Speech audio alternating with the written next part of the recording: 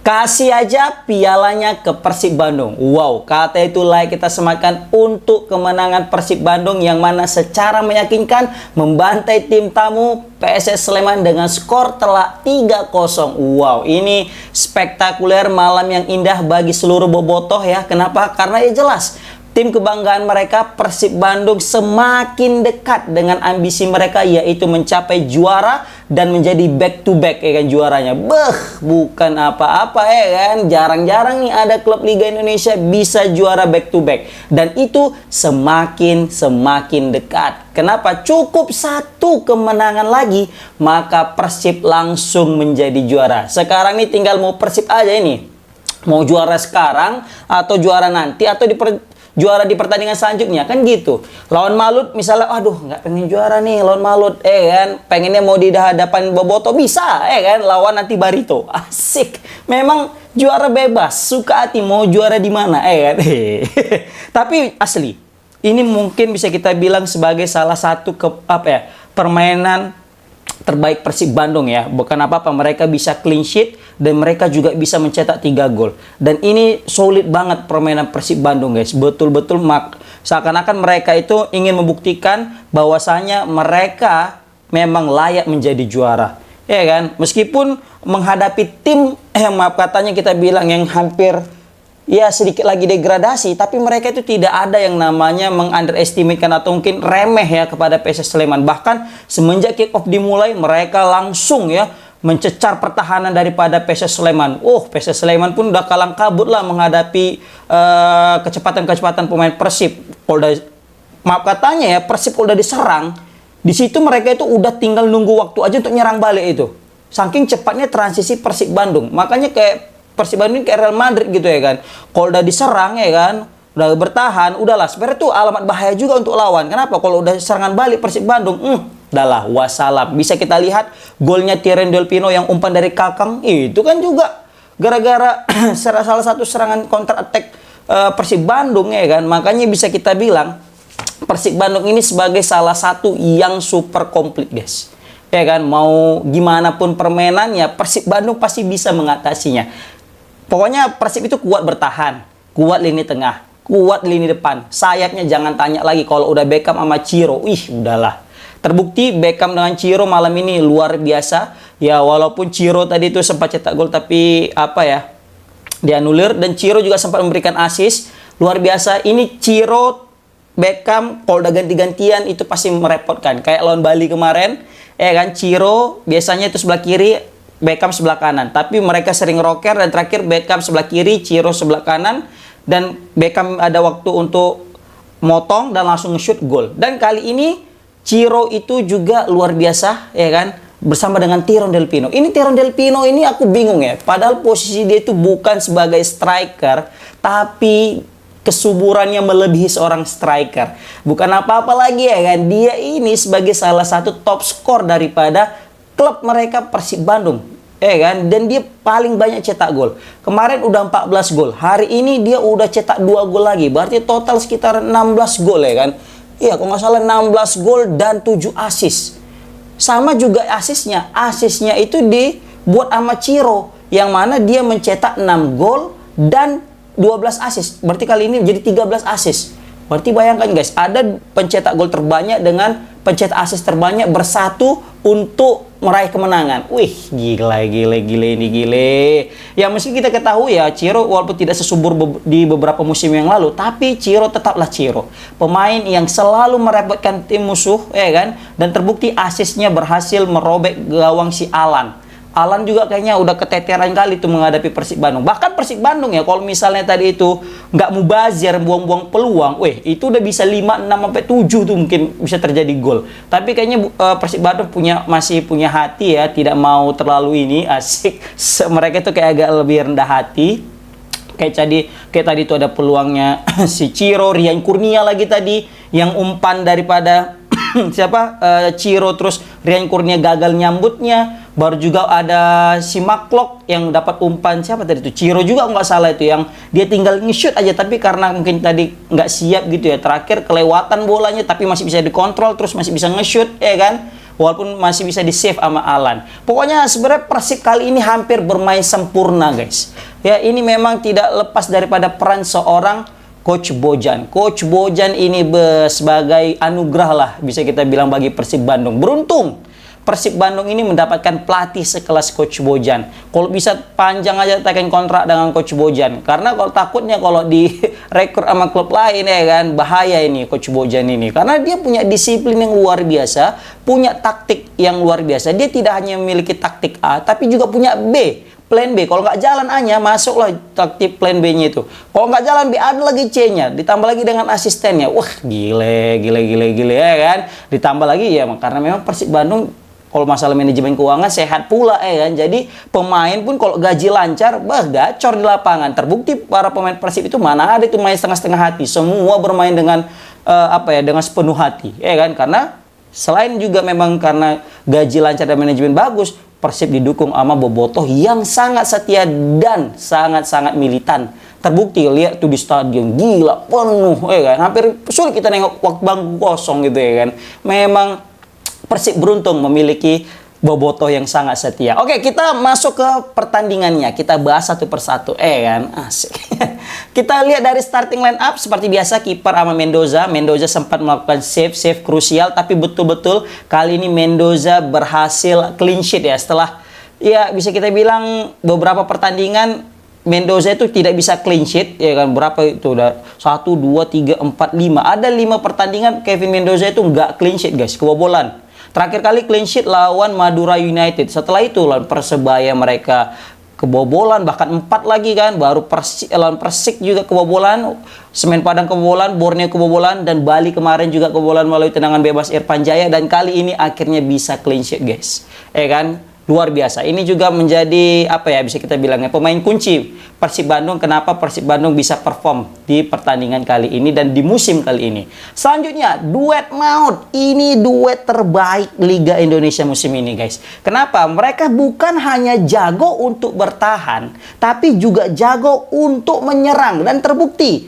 salah satu gol dari 3 gol tercipta malam hari ini dilesahkan oleh pemain bertahan ini guys. Siapa lagi kalau bukan Gustavo De Franca. Ini silih berganti nih. Kalau nggak Gustavo De Franca yang cetak gol dari sepak pojok atau bola mati, maka pasti ada Nick Keepers di situ. Makanya ini mereka ini saling melengkapi nih guys. Dan terbukti kemarin ya, Gustavo De Franca menjadi pahlawan dengan sundulan mautnya ke gawang Bali United. Dan kali ini dia juga menjadi pahlawan dengan pembuka golnya.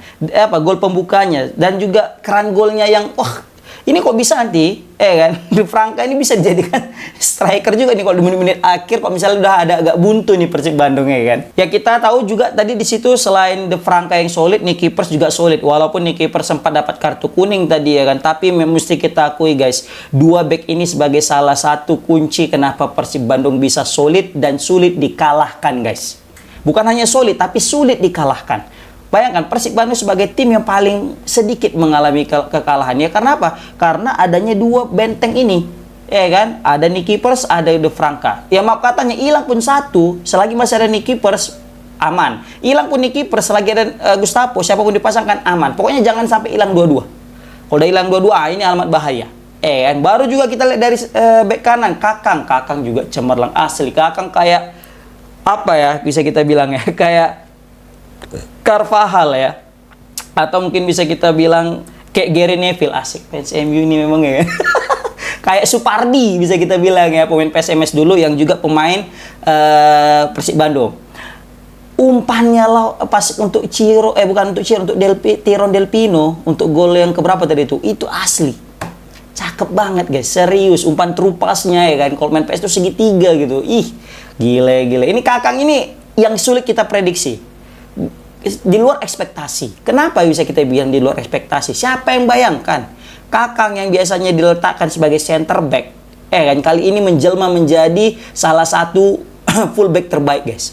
Salah satu back kanan terbaik di Liga 1 musim ini. Kenapa? Karena saking konsistennya.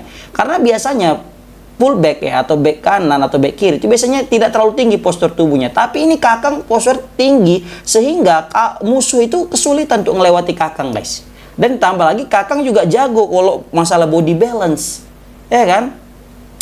Kakang sebelumnya ditempatkan sebagai bek tengah, kan mungkin sebagai pelapis antara Nicky Pers ataupun Gustavo Franca. Karena sayap kanan tuh biasanya ada hand, kemudian diganti sama Rahmat Irianto. Cedera Rahmat Irianto, masuklah Kakang.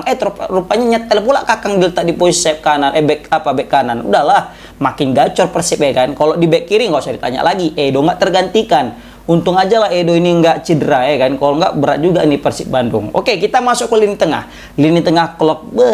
Aku juga bingung ya. Kali ini Klok ini nggak ditemani Adam Alis. Biasanya ditemani sama Adam Alis, tapi Adam Alis masuk di sebagai pemain pengganti. Nah, Adam Klok siapapun temannya, mau itu Coach Ijan maupun Adam Alis, tetap sebagai jenderal lapangan yang luar biasa. Ya kita tahu dia kapten, dia punya mentalitas tinggi. Bahkan ketika kita tengok di YouTube-nya Persib Bandung ya, di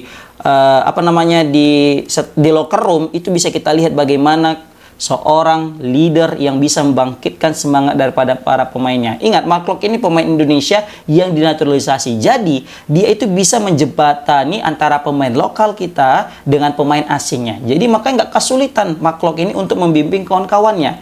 Mungkin kalau kapten mereka itu pemain lokal, mungkin agak sulit untuk membimbing pemain-pemain asing ya kan. Atau mungkin sebaliknya, pemain asing jadi kapten pasti agak sulit untuk menggait kawan-kawan lokalnya. Tapi karena ini Mark Klok yang notabene dia juga pemain naturalisasi yang sebelumnya jadi pemain asing tapi sekarang udah orang Indonesia, ini yang membuat jadi locker room Persib itu terasa lebih hangat dan kekompakan itu jauh lebih rapat guys. Makanya beruntung juga nih Persib Bandung punya Mark Klok kan. Coach Ijan juga tidak terlalu mengulah ya, karena kita tahu Coach Ijan ini sempat beberapa kali melakukan ya kenakalan kejahilan lah, kita bilang gak usah nakal, ibarat kali nakal tuh ya kan. Baru Ciro dan Beckham Putra udah kita bahas di awal tadi, nggak ada obat dan mereka ya diganti karena memang kebetulan Persib Bandung juga sudah unggul jauh. Dan Rian Kurnia seperti biasa, kayaknya Rian Kurnia ini kan dia diplot sebagai striker untuk menggantikan David da Silva, tapi kita tahu memang level Rian Kurnia belum bisa menyamai daripada David da Silva yang notabene sebagai striker maut ya, yang memang jam terbangnya juga udah beda. Jadi kelihatan banget lah gap perbedaan antara kualitas Rian Kurnia dengan Ciro. Tapi David da Silva, tapi tak masalah. Ini apa ya namanya, proses. Bisa jadi Rian Kurnia karena kayak Kakang, karena udah sering ditempatkan jadi di striker, nanti bisa jadi ini menjadi striker maut. Mungkin bukan sekarang tapi di musim depan. Kan nggak ada yang katanya nggak mungkin. Kan baru Tyrone Del Pino. Udahlah, ini memang bintangnya di malam hari ini. Ini salah satu pemain andalan dan pemain terbaik Persib Bandung. Jadi aku sulit nih untuk menentukan siapa pemain terbaik Persib Bandung ini, karena semua terbaik gitu ya kan.